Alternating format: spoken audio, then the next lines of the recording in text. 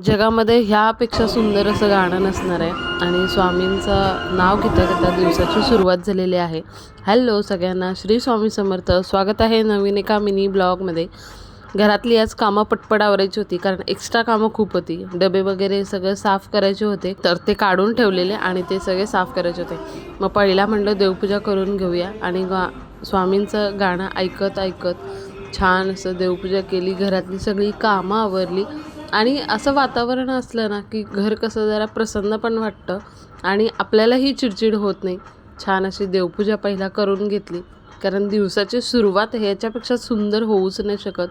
तोपर्यंत मुलींचा आवरून गार्गी तर सकाळीच गेली होती, मनूची आवरायचं होतं आणि हल्ली आम्हाला 10-15 मिनटं वेणी घालण्यातच जातं आहे. त्याच्यानंतर त्यांचं आवरलं, तिला शाळेत सोडून आले. रेन लिली आहे ही बहुतेक, त्याला छान असं पिवळं फूल आलेलं. म्हटलं आज गुरुवार आहे, चला स्वामींना घालूया.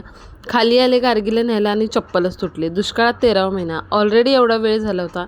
मग काय, पहिला चप्पल शिवली आणि मग त्याच्यानंतर गार्गीला आणायला गेले आणि चालत जायचं होतं. पावसाचे दिवस आहेत त्याच्यामुळे चप्पल तुटली आणि शाळा सुटल्या सुटल्या मॅडम आमच्या भलत्याच खुश असतात कारण घरी जाऊन मस्ती करायची असते त्यांना. आणि खूप दिवसांनी तिला आज शुगर कँडी घेऊन दिलेली.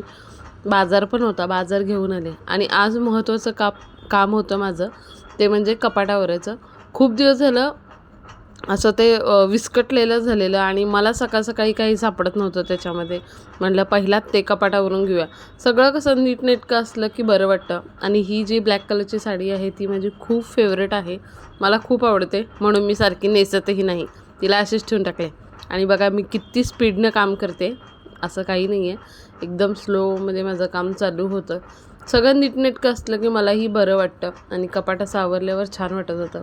चला तर मग भेटूया उद्याच्या ब्लॉगमध्ये. बाय.